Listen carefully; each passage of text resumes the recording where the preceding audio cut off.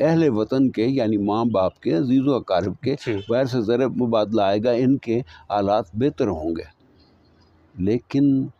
یہاں پر حالات دن بدن بدتر ہوتے جاتے ہیں، اور وہ جو ذہن و لباس پر، سوچوں پر جو گرد پڑی ہوئی تھی یہاں کی، جو نفرت اور حقارت کی اس پر تھی، وہ وہاں بیٹھ کر اس کو اتارتا ہے، ان تنگ دستی کے دنوں کو یاد کرتا ہے، معاشرے کی طرف سے دی ہوئی اذیتوں کو یاد کرتا ہے۔ وہ بینکوں میں پیمنٹس کرنے کے لیے بجلی کے بلوں کے جہاں بھی جمع ہوتے لائنوں میں کھڑے ہوئے وقت کو،